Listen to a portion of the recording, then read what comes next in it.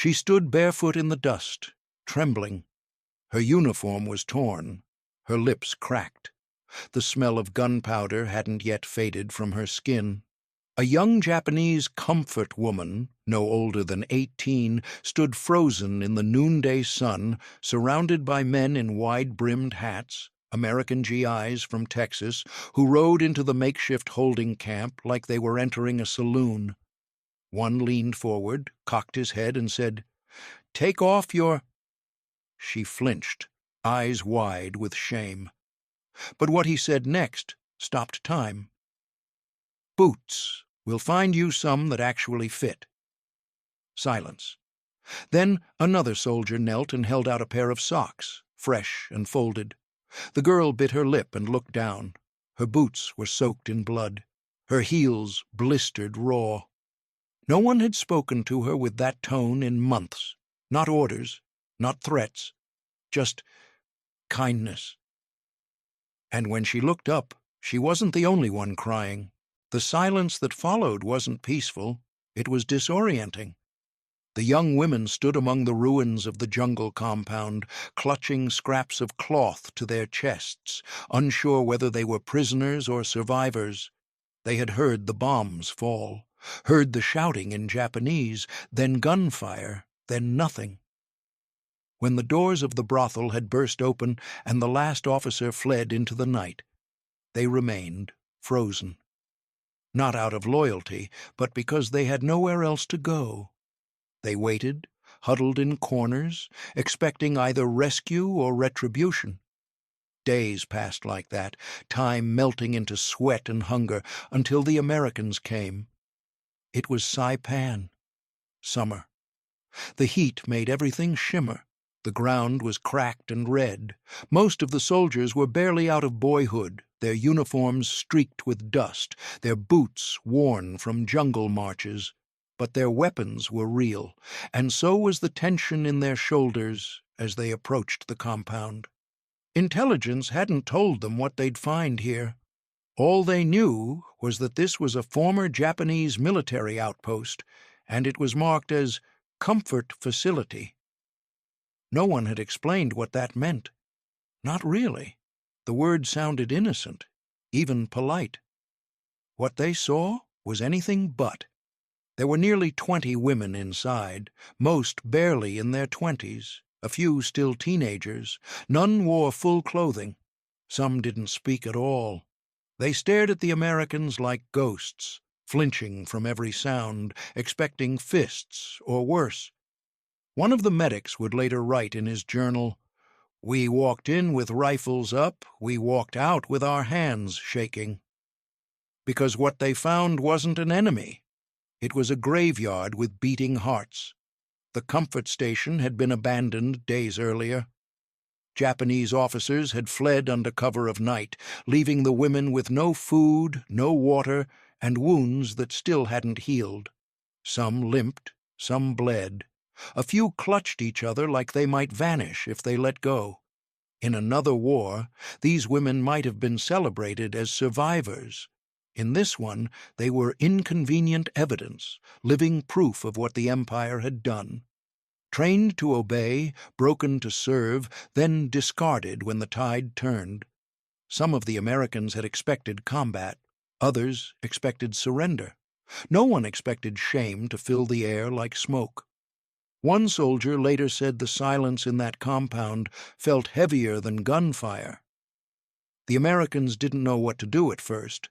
Protocols didn't cover this. Were they prisoners, civilians, collaborators? No one was sure. Some officers barked orders just to fill the void, but others, mostly the younger ones, the farm boys and school teachers turned soldiers, began to lower their voices. They offered water, a blanket, a pair of socks. One even gave his rations, laying the tin down slowly, like approaching a scared animal. And still, the women did not move. Not until one of them, a girl with hair matted to her face and blood on her knees, took a single step. Forward.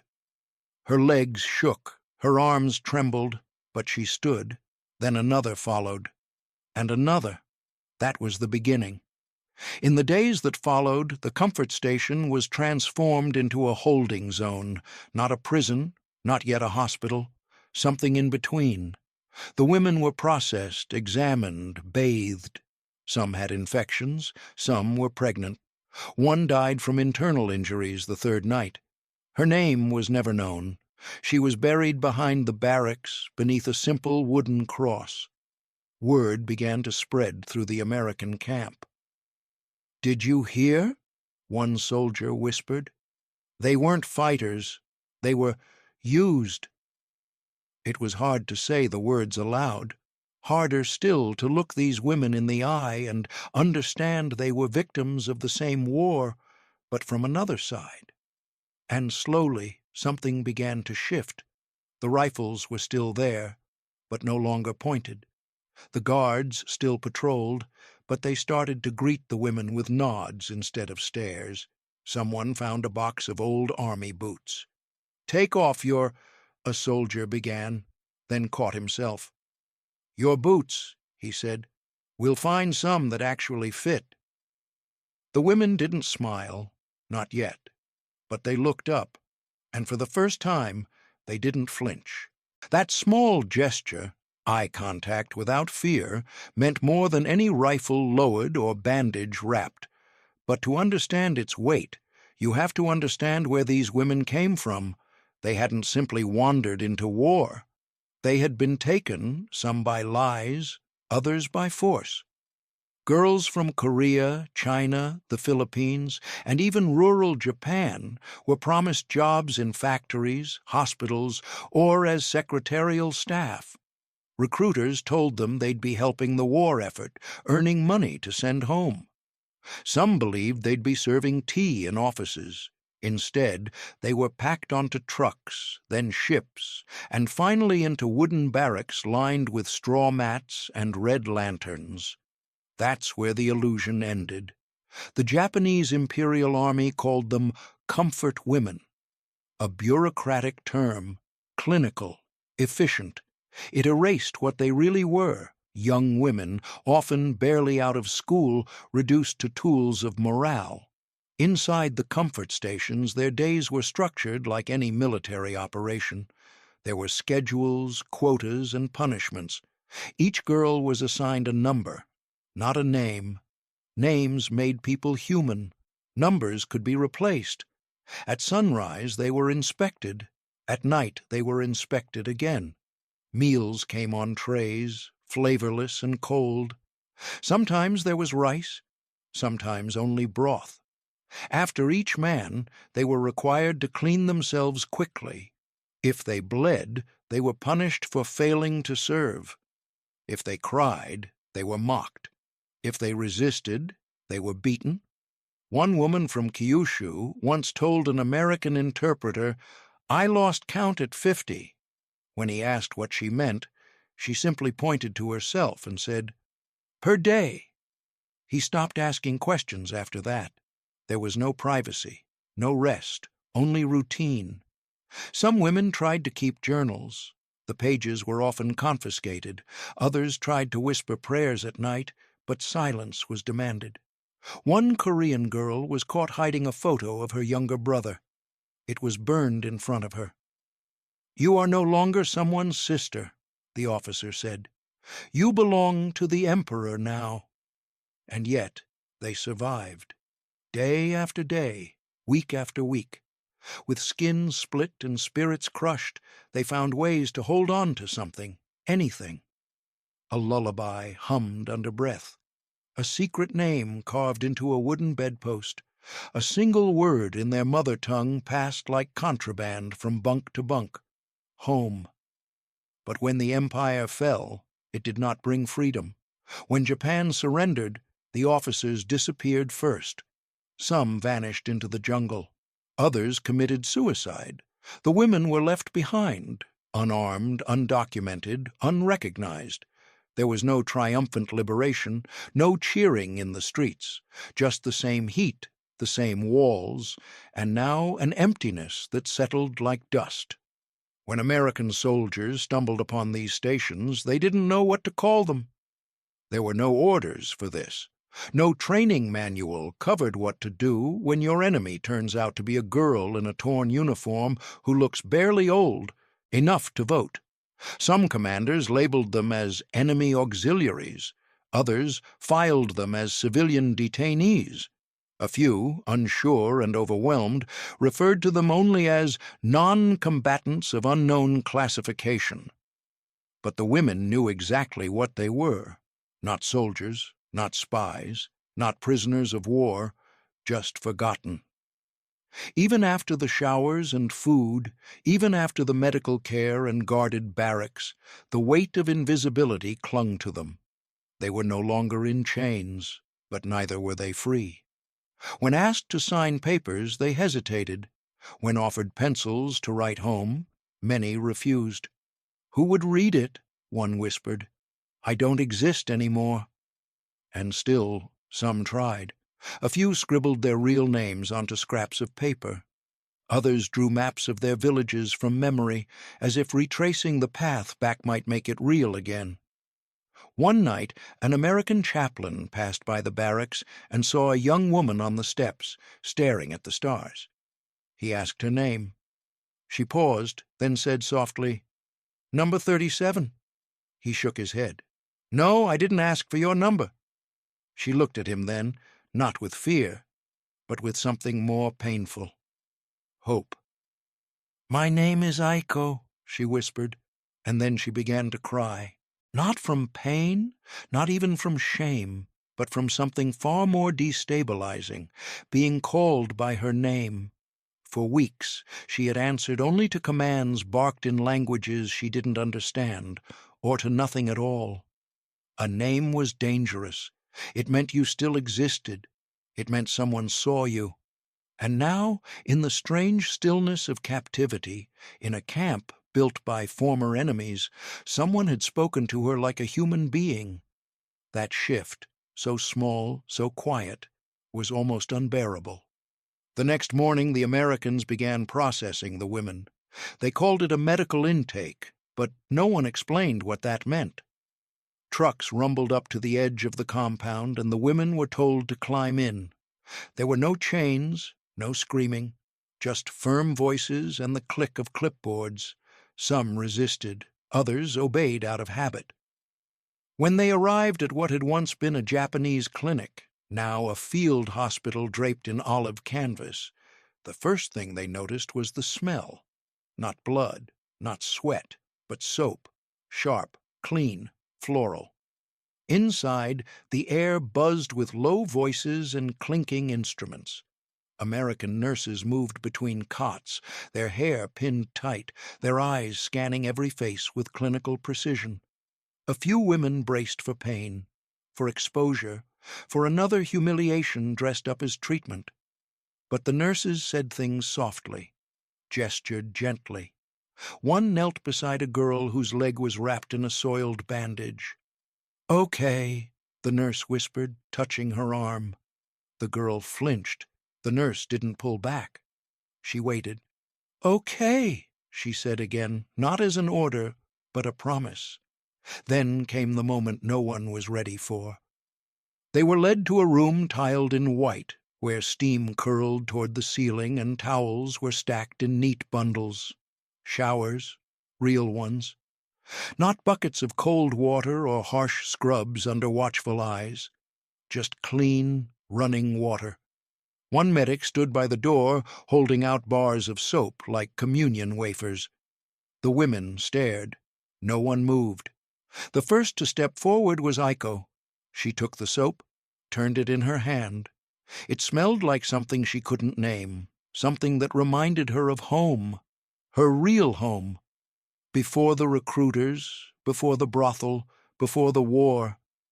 She stepped into the stream, and the water hit her back like a slap. Hot, alive. It poured down her shoulders, over her ribs, into the cracks of her spine. Dirt streaked down her legs, clotted blood unwound like ink in the basin. She gasped, not from heat, but from the feeling that something was being peeled away. Not just filth, not just sweat, but silence. Behind her the others began to move. One by one they took the soap. One by one they entered the showers. Some laughed. One sobbed so hard she had to be held up by a nurse. Another sank to the floor and whispered a prayer. The showers didn't erase anything, but they gave something back, a sliver of privacy, a second of stillness. For some, it was the first time in years they had touched water not forced upon them. And with that water came a memory, a flicker of who they'd been before. Later, in the barracks, they dried their hair in silence. Their skin glowed, their hands were soft. But they didn't speak, because no one knew how to talk about the feeling of being touched without being taken. That kind of touch, healing, not claiming, was foreign, suspicious, fragile. Aiko sat on her cot, staring at her fingers.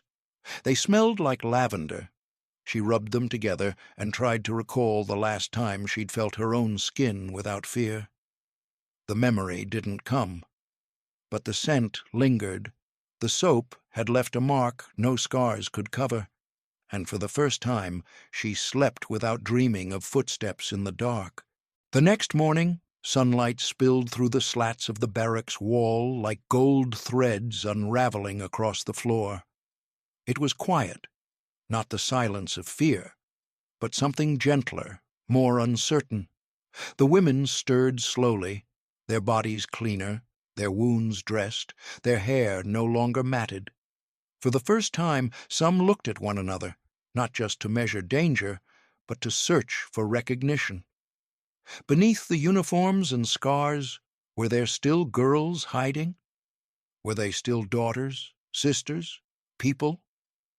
After breakfast, a translator arrived, escorted by a medic and a young officer with too much nervousness in his posture. He carried a small box. Inside it, pencils, erasers, blank paper folded neatly into stacks. He set them on a wooden table in the center of the room and cleared his throat. "You may write letters," he said slowly.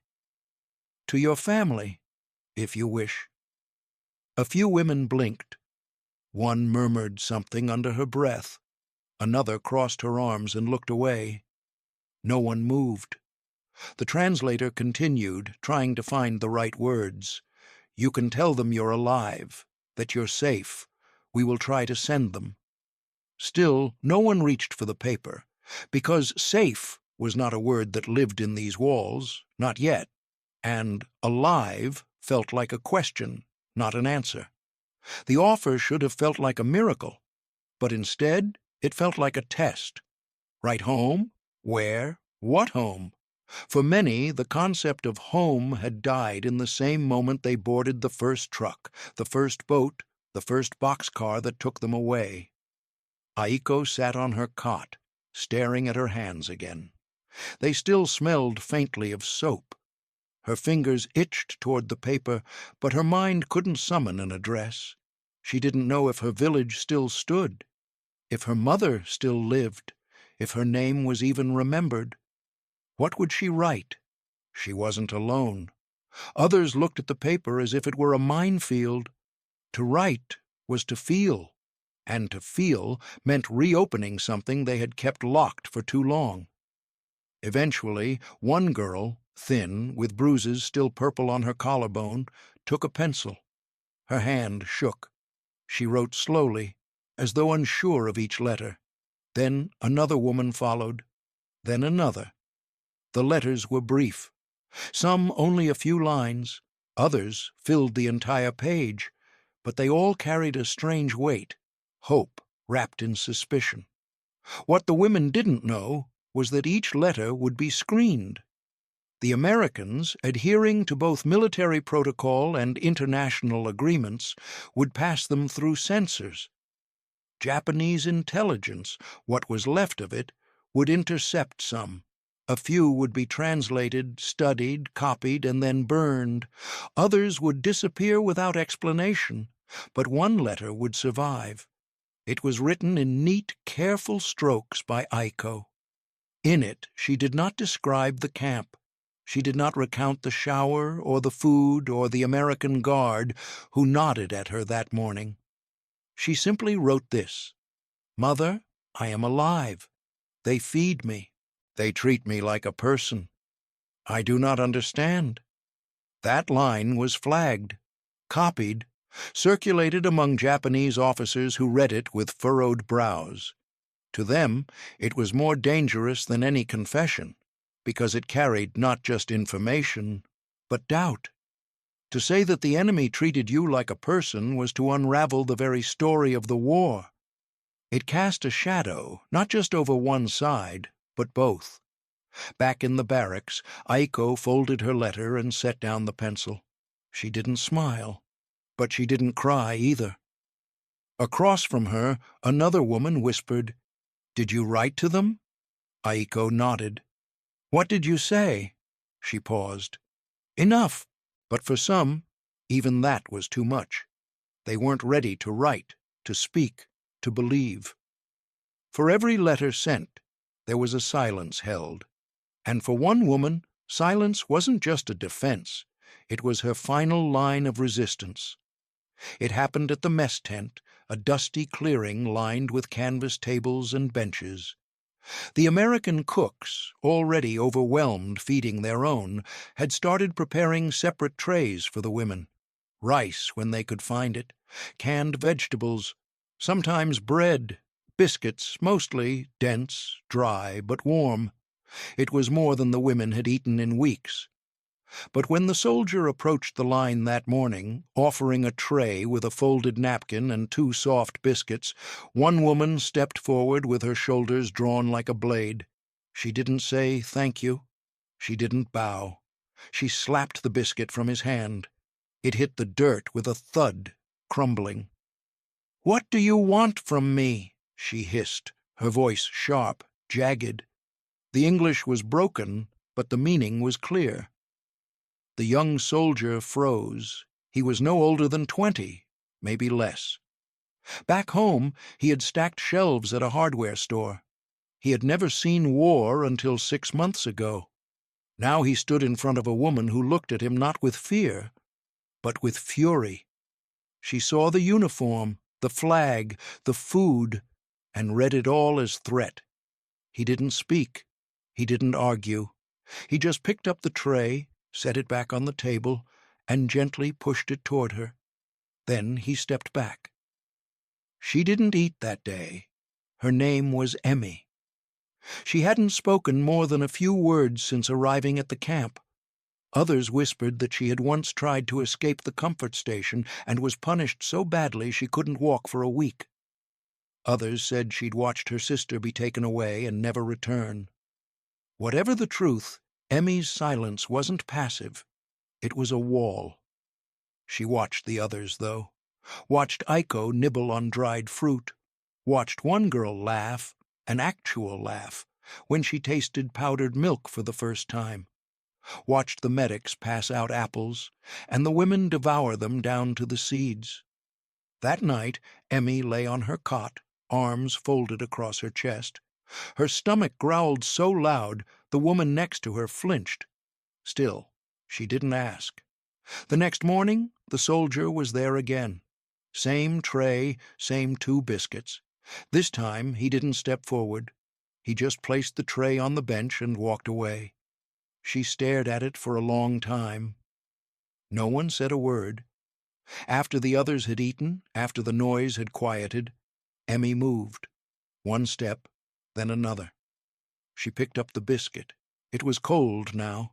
The butter had hardened. Still, she brought it to her lips and took 1 bite, then another. By the time she finished, her hands were shaking.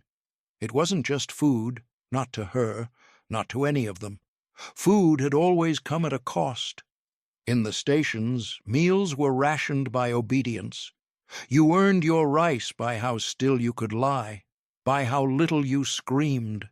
So, when the Americans gave without asking, it didn't feel like generosity. It felt like a trick. But the trick never came, and that was more terrifying than hunger. Emmy never thanked the soldier, but the next day she took the tray with both hands. The day after that, she sat with the others. She didn't speak, but she listened. And somewhere deep inside her, beneath the hunger, beneath the fury, a wall began to crack. Not fall, not yet. But it shifted, and for a woman who had survived by trusting nothing, that shift was its own kind of surrender. Yet surrender did not mean peace. It did not mean understanding. It did not mean forgiveness. It simply meant breathing without expecting a blow. And sometimes, breathing was enough to let the smallest, strangest moments slip through the cracks of fear. That was how the mirror appeared, quietly, unexpectedly, like a message smuggled from another life. It happened in the late afternoon, when the sun hung low and the shadows stretched long across the barracks yard. The women were gathered near the steps, sorting through the meager personal items they had been given: a hair tie, a cloth, sometimes a scrap of soap. An American GI, broad-shouldered and sunburned, approached slowly. His boots crunched in the dirt. He looked younger up close, hardly older than Aiko, though war had etched lines around his eyes. He knelt beside a woman named Hana and held something out. A mirror, small, oval, its silver backing scratched, its handle bent slightly, but intact. Hana froze. Her hands remained still in her lap. She couldn't remember the last time she'd seen her own reflection. Months? A year? Time inside the comfort station had dissolved into a single, unbroken darkness. Even when she washed, the water was cloudy, the basins dented metal. She had forgotten what her face looked like, forgotten the shape of her own eyes, forgotten whether she still resembled the girl her mother once braided ribbons for. The soldier did not force it on her. He simply placed it beside her and walked away. For a long moment, no one moved. Even the other women watched it as if it were something dangerous, an object capable of revealing too much. At last, Hana reached for it. The glass was cracked across one corner, fracturing the world into strange angles, but in the center she could see herself. Not the girl she remembered. Someone older, thinner. Eyes ringed with exhaustion, cheeks hollowed, a cut on her jaw healing into a thin scar. Yet beneath the damage, something flickered. Recognition. A faint trace of the self she had been before the war swallowed her whole. She touched her cheek with trembling fingers, as if confirming the reflection wasn't lying. Aiko watched her and felt her throat tighten. It struck her then how thoroughly the Empire had stripped them, not just of safety or freedom, but of their sense of identity. To see yourself was to reclaim something. A mirror was not a luxury. It was rebellion. That night, as darkness settled over the camp, another sound crept into the barracks, soft, wavering at first, then fuller. A harmonica. The notes drifted on the warm air, threading through the wooden slats, like the scent of faraway memories. The women looked up. Music. Not marching drums, not military chants, not footsteps in a hallway. Just music. Gentle, aimless, human. It came from the far end of the courtyard, where a soldier sat cross-legged on a crate, eyes closed, instrument pressed against his lips. The melody wavered like a lullaby sung by someone who barely remembered how. It wasn't a performance. It wasn't for them. It simply existed. Hana clutched the mirror against her chest. Aiko sat at the edge of her cot, letting the tune seep into the places silence had hardened. Emmy, who rarely reacted to anything, lowered her head onto her knees and closed her eyes.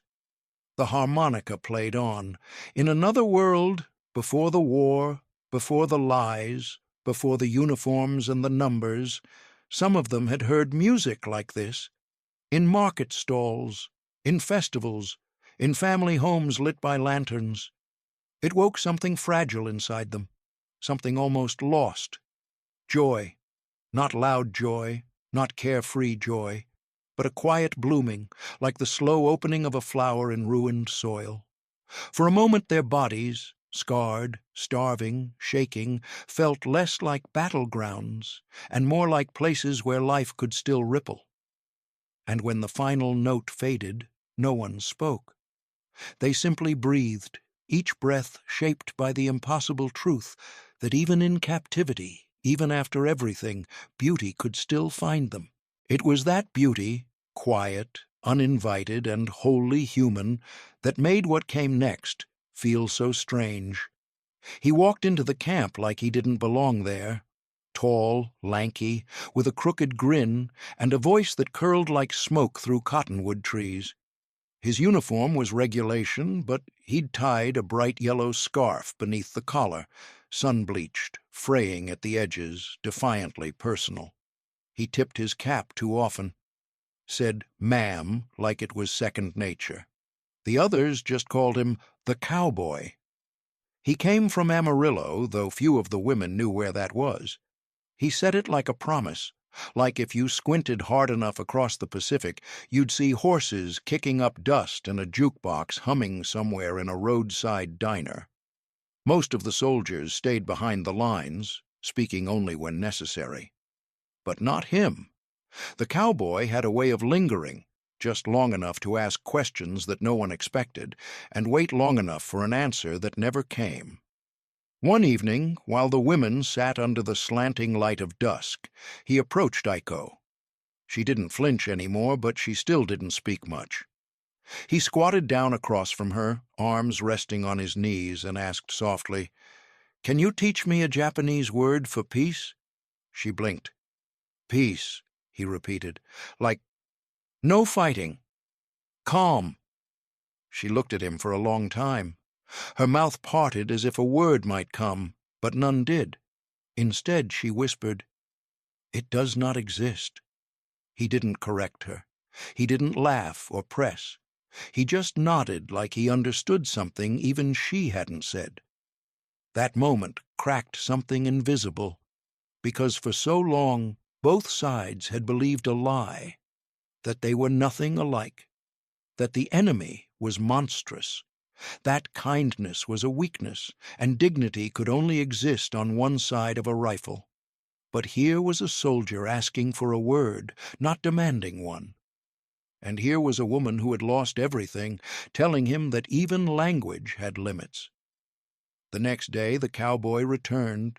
He brought a tin of peaches and shared them with two women who still hadn't spoken since their arrival. He didn't ask for names, just passed the spoon and whistled a half-forgotten tune.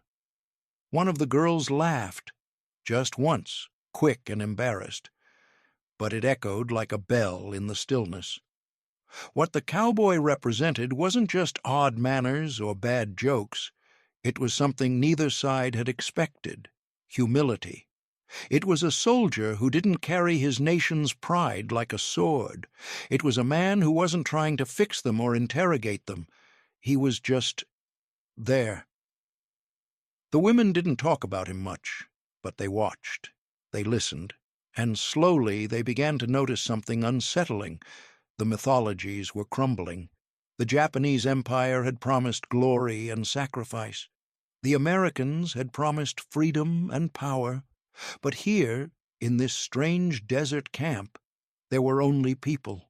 No uniforms could shield the Cowboy from the sadness he saw in Iko's eyes. No scarf could mask that his hands sometimes trembled when he passed through the infirmary. And Iko, who had once said there was no word for peace, began to hum the Cowboy's tune under her breath as she swept the barracks. The war had demanded they see each other as symbols, but symbols don't ask for words they don't know. Symbols don't share peaches, and symbols don't sit in the dust and wait for a girl who's forgotten how to speak, just to see if she'll try. The Cowboy did, and for a brief moment neither of them belonged to a side. They just belonged to the silence between them, and the truth that sometimes peace isn't a word at all. It's a question, one that's only answered when someone cares enough to ask. Maybe that's why it began in silence, not with a speech or a plan, but with one woman kneeling behind the barracks and pressing her hands into the dirt. Her name was Suki.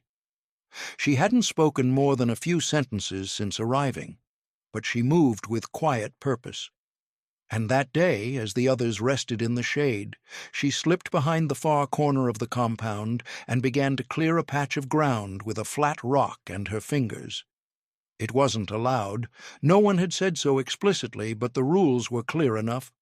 Stay within bounds, no unsupervised activity, no unnecessary contact with the environment. This was a holding camp, not a home. But Suki moved anyway. She pulled weeds, broke clumps of dry soil. Her fingernails cracked and bled, but she kept going. She didn't ask permission. She wasn't looking for hope. She was trying to remember what it felt like to do something that wasn't about surviving. The next morning, someone else joined her. Yumi, a farmer's daughter from Okinawa, brought a small pouch wrapped in cloth. Inside it, seeds, radish, mustard leaf, a few string beans. She had hidden them in her sleeve the day they were taken from the last station. No one had searched her thoroughly. No one expected she'd think about seeds. They said it was pointless. The soil was too poor, the sun too harsh. They wouldn't be here long enough for anything to grow. But they planted anyway. They dug with spoons and chipped enamel cups. They carried water in emptied soup cans. They worked quietly, side by side, sometimes humming old songs without words. It became a ritual, not spoken about, but understood. The others watched from a distance, drawn but cautious, like the garden itself might vanish if they looked too long. And then, one morning, something changed. A shoot, thin, green, trembling in the wind but alive. Then another. Within weeks, the patch behind the barracks had become something unrecognizable. A garden, small, uneven rows, leaves stretching toward the sun. It wasn't beautiful in the way magazines might show, but it was beautiful in the way survival is, because each stem said something no voice dared to. We are still here. We are still growing. For the women, the garden was more than food. It was memory. It was home stitched into soil.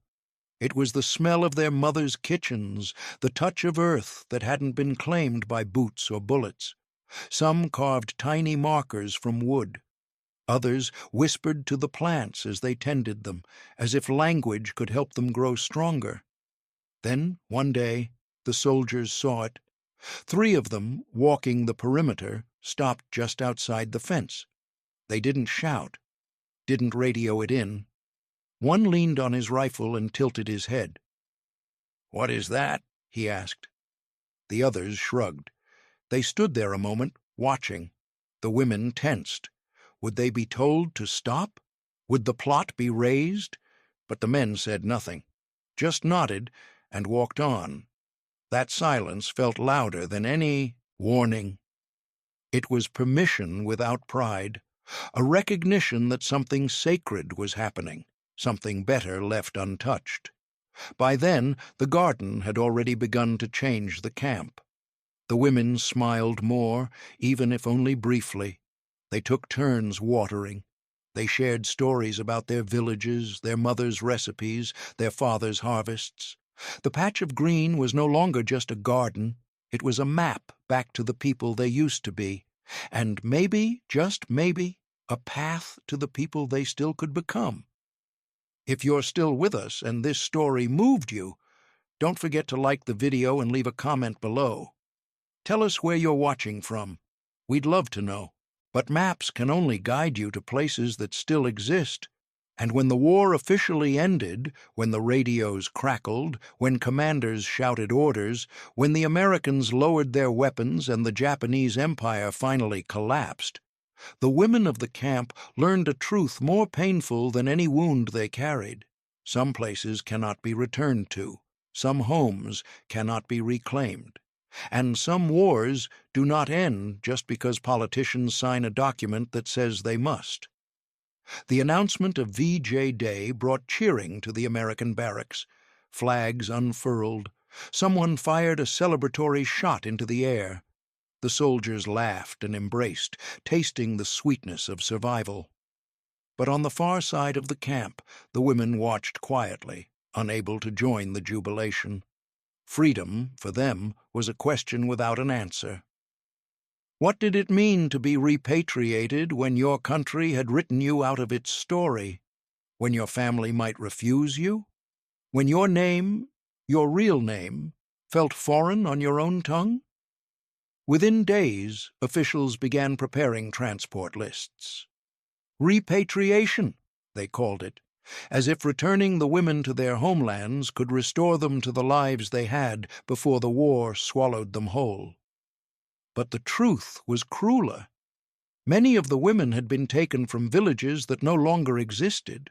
Others were from territories that had changed hands, borders redrawn like chalk lines wiped clean by the rain. Some didn't know where their families had relocated. Some didn't know if their families still lived. And then there were the women who knew exactly what awaited them. Shame, accusations, silence, being marked as defiled, used, ruined, words that cut deeper than any knife. No one prepared them for that. No one warned them that survival carried a cost their captors and rescuers alike could not repay. As the American officers processed discharge papers, the women stood in line with bare hands and bowed heads. Some clutched the few possessions they had gathered: a bar of soap, a borrowed blanket, scraps of letters they never sent. One woman, a girl really, carried only the seeds from the garden, wrapped in paper. Another held the mirror Hannah had treasured, its cracked glass reflecting a face she had finally learned to accept. Aiko received a folded blanket from a nurse who pressed it into her arms with quiet gravity. Beside the blanket sat a harmonica, the same one whose songs had drifted through the barracks night after night, soft and haunting. She had never played it, never even mastered holding it properly. But the soldier who gave it to her, someone whose name she never learned, had told her, "Keep it, for later." Later, as if her story had chapters left to write. When the transport trucks arrived, the women climbed aboard with slow, uncertain steps. They looked back at the garden, they looked back at the barracks, they looked back at the cowboy's yellow scarf tied on a post, left behind like a farewell. For some, the return home was worse than captivity. Families turned them away, communities whispered, governments denied what had happened to them. They were told to marry, to be quiet, to forget. But forgetting is impossible when the war lives inside your skin. Others disappeared into cities, changing their names, cutting their hair, choosing anonymity over rejection. A few managed to marry men who never asked for their stories. Many lived alone, working in silence, carrying secrets that the world insisted were shame instead of survival. History books would barely mention them. Documentaries would focus on soldiers and treaties, aircraft carriers and generals. The women, these women, became ghosts wandering the margins of memory. But some traces remained. Aiko never learned to play the harmonica, but she kept it, wrapped in the same blanket she received at the camp. Sometimes she held it to her lips and breathed without sound, as though the music inside it was waiting, like her, to be understood. Because the war had ended, but not for her, not for any of them. Their battles lived on in the silence no one asked them to break, and the cost of their survival, paid alone, paid quietly, was a burden the world refused to acknowledge, but one they carried with the stubborn, fragile strength of those who had already fought too long to be forgotten. Years later, long after the uniforms had been folded away and the language of war had sunk into history textbooks, one of the women, Older now, quieter, with silver streaks threading through her hair, sat before a camera in a small recording studio in Tokyo. The interviewer, a young historian born decades after the conflict, asked her gently, "What is the clearest memory you still carry from that time?" She closed her eyes. The room waited. Finally, she whispered, "A man told me to take off my boots." The interviewer leaned forward, thinking he misheard, but she continued, "Not to hurt me," she said, voice trembling, "but to help me walk again." She lifted a hand and wiped the corner of her eye. It was not the memory he expected, not the brutality, not the brothel, not the marches or the hunger or the unbearable quiet of the camp nights. It was a moment so small, so ordinary, it should have vanished with time. But instead it had stayed, preserved like a pressed flower between pages of a book that no one else ever opened. She remembered the dust beneath her feet, the way her blisters had cracked open, the weight of exhaustion dragging at every step. The American soldier, she never learned his name, had crouched down in front of her, the sun glinting off the metal of his belt, and said those impossible words. "Take off your boots," not as a threat, not as a command meant to break her, but as a gesture, a kindness, a recognition of pain. He had untied the laces himself, slow and careful, as though tending to someone he respected, not someone he had been taught to hate. And when he removed them, she remembered gasping, not from hurt, but from the shock of being treated gently, as if her suffering mattered, as if she mattered. Small mercies are strange things. They linger longer than violence. They echo in the quiet hours of a life rebuilt, long after the wounds have scarred. In that one moment she had glimpsed something she had forgotten existed: humanity. "It was the first time," she told the interviewer, "that someone touched me without taking something first." The interviewer lowered his gaze, unable to respond. She went on. "That moment did not erase the war," she said softly. "It did not return what I lost. It did not heal what could never be healed. But it left a scar in the shape of grace. A reminder that even in the darkest places there were people who chose not to become the monsters they were told to be. Dignity," she explained, "was not a gift. It was a revolution. To be seen as human after being treated as less than livestock, that was rebellion. And when that soldier helped her to her feet, when he handed her a pair of clean socks and boots that didn't cut her skin, she felt something she dared not name, the beginning of a return to herself. Years after the interview, her testimony would circulate quietly, quoted in articles, referenced in academic journals, whispered in classrooms, studying the hidden wounds of war. But the power of her story wasn't in dates or numbers. It was in the quiet defiance of that remembered moment, the small gesture that refused to vanish. In her final words of the interview, she looked up at the camera, eyes steady. "Being seen," she said, "is the first step to being whole." And with that, the story closed, not with triumph, not with complete healing, but with a truth that lived between sorrow and hope. Survival was not the end. It was the beginning of reclaiming the person the war tried to erase. If this story meant something to you, leave a comment and like the video. Where are you watching from? And whose story should we tell next?